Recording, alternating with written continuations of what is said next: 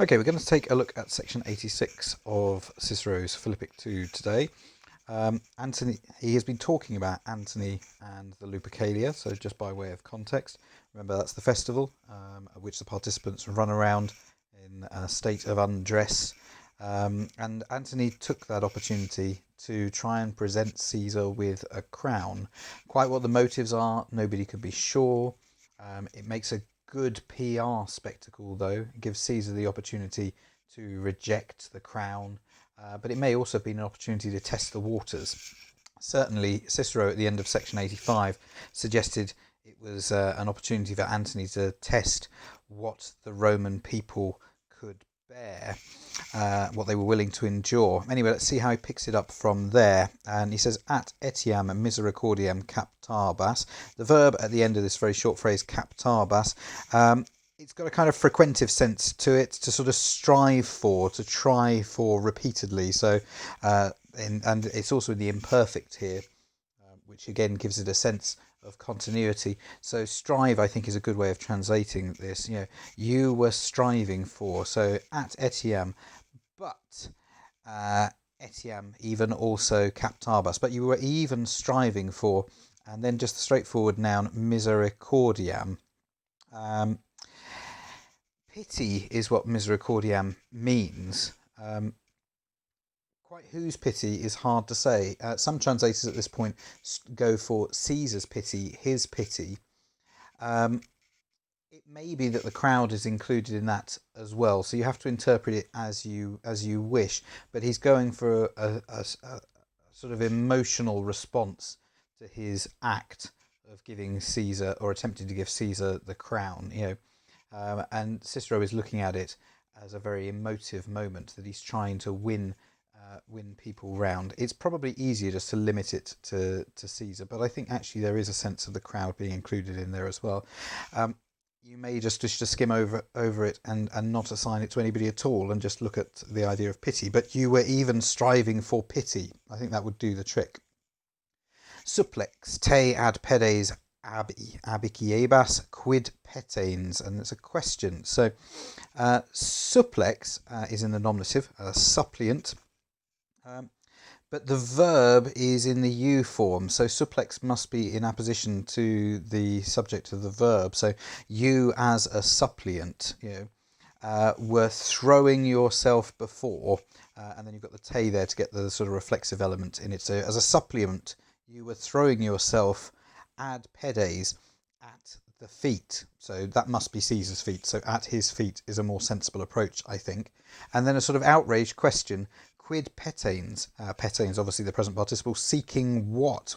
So maybe something like, what were you seeking throwing yourself at his feet, in the style of a suppliant, or something along those lines.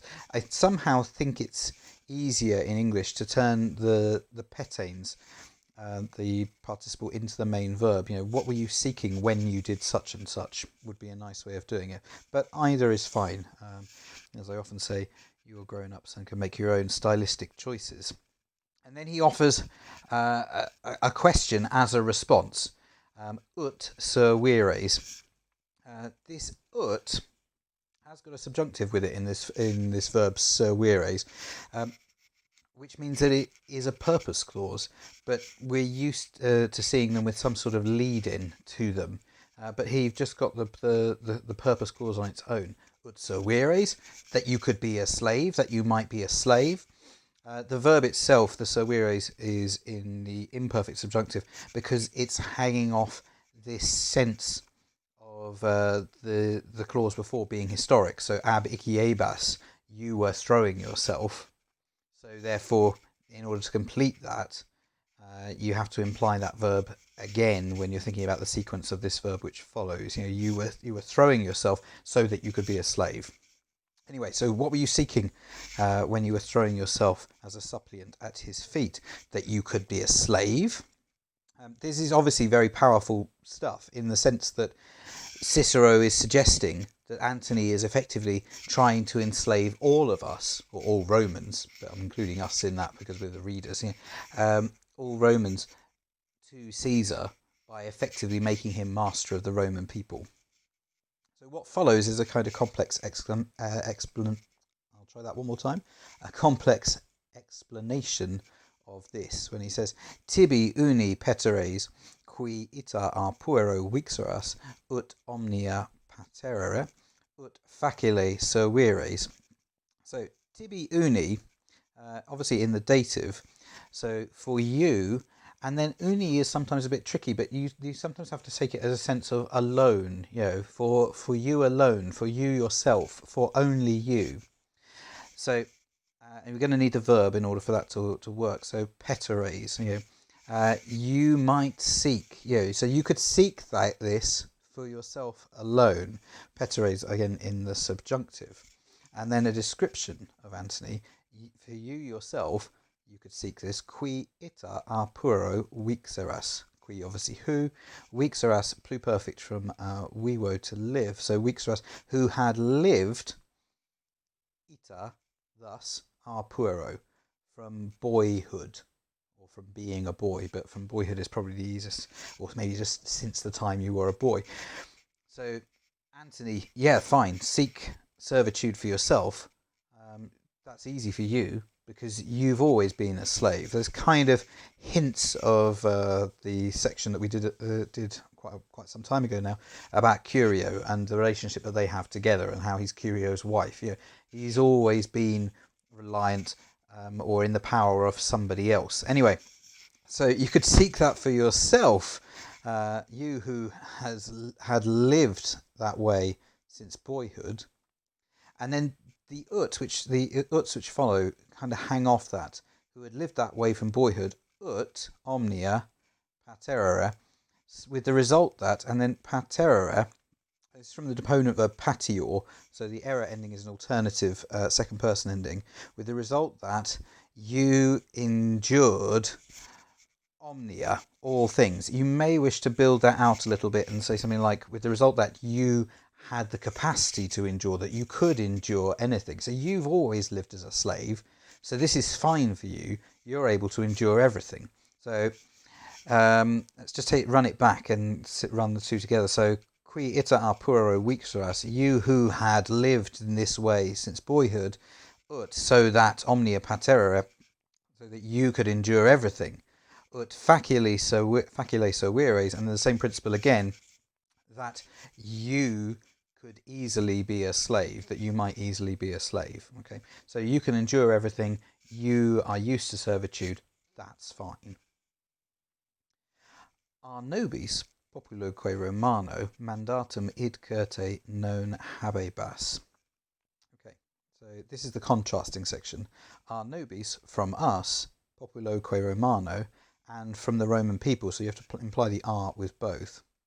Mandatum id, this instruction, this order, curte non habebas, certainly non habebas, you did not have. Okay, so again, Antony remains the subject of the sentence in the form of the bas on the end of habebas. You certainly did not have this instruction from us and from the Roman people, and us and the Roman people are essentially one and the same thing. Cicero is counting himself amongst them at that point. So fine, seek servitude for yourself, but we didn't ask you to do this. O praeclaram illam eloquentiam tuam. The O obviously indicates an exclamation, and then the words which follow it are all in the accusative. And we've seen before the use of the accusative to create an exclamation in Latin. So, O eloquentiam is the noun. So, oh, that eloquence, that fine manner of speaking. And then it's described as praeclaram illam. So, oh, that's distinguished, that's superb manner of speaking. And then, again, this is something we've seen a lot with Cicero, tuam tacked on the end. The easiest way I think we've discovered to get around this is to sort of say, of yours. Oh, that fine manner of speaking of yours. Okay. As with so many things, I think we'll discover quite quickly that Cicero doesn't really mean this. He's being sarcastic. Cum eis nudus contionatus. Cum, you're told at GCSE, and I may have discussed this with you before, that cum, when it refers to time rather than with, as an ablative, with an ablative following following on from it, takes a subjunctive. It's not true.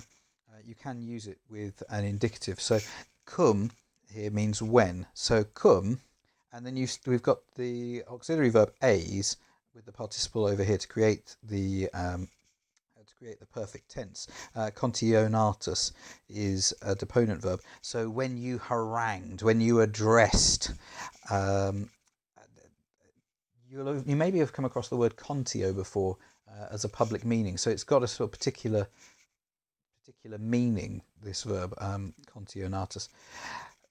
That sense of addressing a public meeting. So when you harangued the people, when you addressed the people, nudus, naked.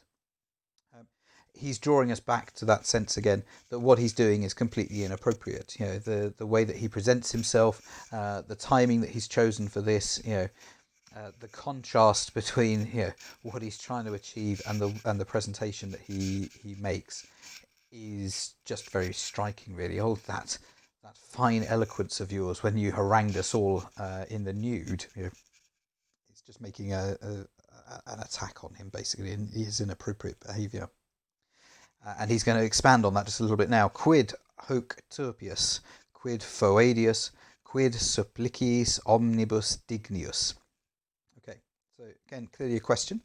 There's no verb here, so you're going to need to imply a verb to be. So quid, what? And then you've got several comparatives here. Turpius, sort of more dirty, more filthy, more foul. It's the ending, the eos ending, you'll more commonly have seen as a comparative adverb, but it's also the comparative ending in the neuter as well, and that's because you're using quid. So what thing? So quid turpius, what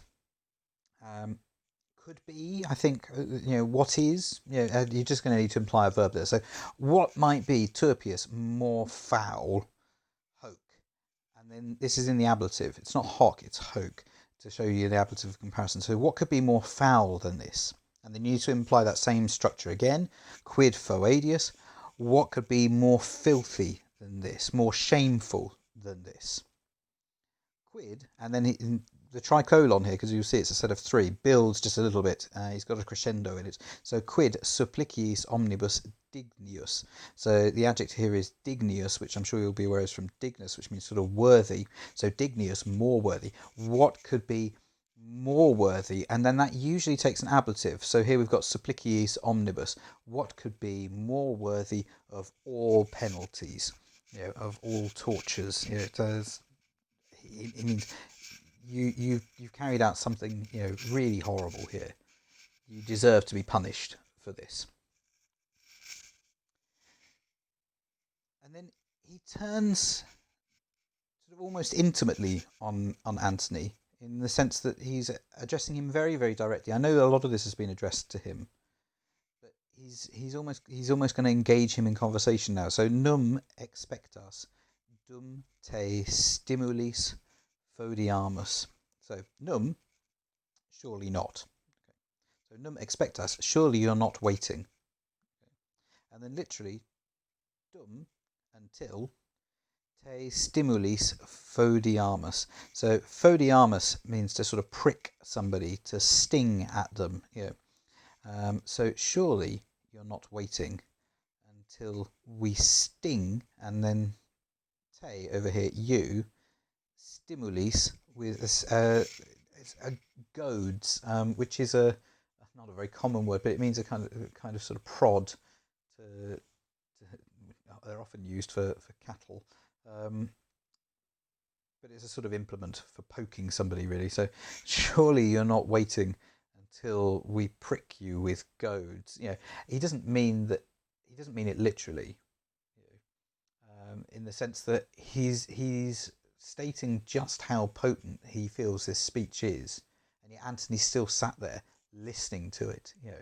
What do you want us to do? Actually physically get up and poke you, to hurt you? What is that? What it takes is the sort of sense of it. He's exasperated with him, basically. We've really reached a point where I don't know how you're sitting there listening to this completely shamelessly.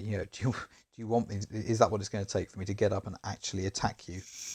So Surely you're not waiting for me. And I think you need to smooth it over just a little bit. The dum is quite difficult in English. So surely you're not waiting for us to prick you with goads. Haec te, si ullam partem habes sensus lacerat. Haec cruentat oratio. And this is the sort of the other side of what I was just saying, really. Cicero's belief that what he's talking about is it plenty enough to create shame, the sort of shame in Antony that means that he should leave. So haec. Now this actually agrees with oratio right at the end of the sentence, but you don't necessarily need to take it with oratio straight away. But that's why it's feminine, because oratio is feminine. So this, and then you've got a te, you, in the accusative. But let's take the subordinate clause. So si ullam partem habes sensus. This is quite a nice little phrase in Latin. You don't often get sort of colloquial ways of insulting people in Latin, but si habes, if you have, ullam partem sensus. Ullam partem, any part. Sensus is in the genitive, it's fourth declension noun. If you have any part of sense, so if you have any sense at all is the meaning in English, really. If you have any feeling in you at all. Maybe partem you might want to translate as something like a shred of, So this, if you have any shred of feeling, lacerat te. So there's the verb and the object. And lacerat gives you the English word lacerate, doesn't it? But to wound is better. So this wounds you if you have any shred of feeling.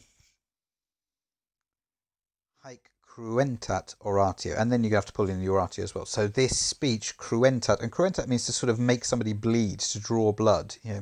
This speech draws blood. So it's just the climax of what he's just been talking about. Do you want us to physically get up and poke you with sharp objects? This speech should wound you, really. This speech wounds you. This speech draws blood. And then he changes his tack just a little bit. Vereor ne imminuam summorum virorum gloriam. So vereor, I'm sure you'll have seen. I fear, I am afraid. Ne is introducing a negative here. So I fear, ne, lest imminuam. And the verb is just to imminua, to diminish something. So I fear lest I might diminish. So I'm afraid that I diminish. And then the object of that is the gloriam at the end over here in the accusative. The glory, summorum virorum. What's he talking about here? The glory of great men. This is a running theme in the final part of Cicero's life after Caesar's assassination, that actually the conspirators who killed Caesar only really did half the job. That if he had been in on the deal, he would have encouraged them to go the whole hog and to kill off Antony as well, and that way they wouldn't have been faced with the difficulties that they found themselves in after Caesar's death. And so that's what he's referring to. He's afraid if he keeps on going on about Antony, that he will diminish the greatness of the deed, and it's a greatness that he clearly feels they merit. He thinks that Caesar's death was absolutely the right thing to do, but I'm afraid that if I keep on going on about how terrible you are, then I shall diminish the greatness or the deed, the glory of these great men who killed Caesar, which is a kind of fair enough point. It's a little aside. It draws our attention back to Caesar. It draws our attention back to what people did to him, and it also will make everybody in the audience think, because most people will have known that Cicero believes that Antony should have suffered the same fate. Decam tamen dolore commotus. Nice short little phrase. I'm afraid lest I diminish the glory of great men.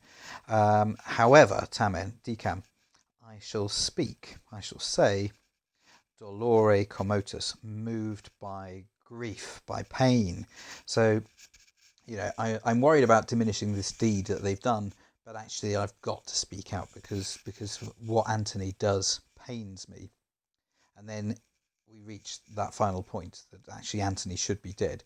Quid indignius quam vivere eum, qui imposuerit diadema, cum omnes fateantur jure interfectum esse qui abjecerit. So again, it's a question. So quid indignius, and again, there's no verb to go with this. So what is more indignant? Again, that eus ending on the end, comparative. So what is more indignant? Quam, than. That's pretty straightforward. And then here he shifts into an accusative infinitive because it's got a sort of sense of what is more indignant than the fact that, you could just say than in English, but see how you feel about it. So what is more indignant than vivere eum, than he lives, than the fact that he lives? Eum here refers to Antony, because the description will give that away now. So what is more indignant than the fact that he lives, qui, the man who, imposuerit diadema, who put on the crown? And that draws us back to the image of Antony at the Lupercalia again, and him attempting to put the crown on Caesar's head.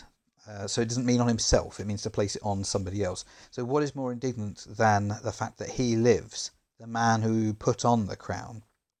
Cum omnes fateanta jure interfectum esse, qui abjecerit.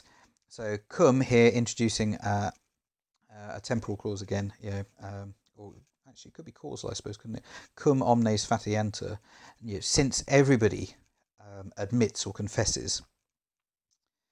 Fatio is deponent verb here, so when everybody confesses, jure interfectum esse. This is a little bit compressed, so you're going to need to imply an eum here, referring to Caesar. So when everybody confesses, jure, justly, eum interfectum esse, that he was killed, that the man was killed, qui abjecerit, who cast it aside.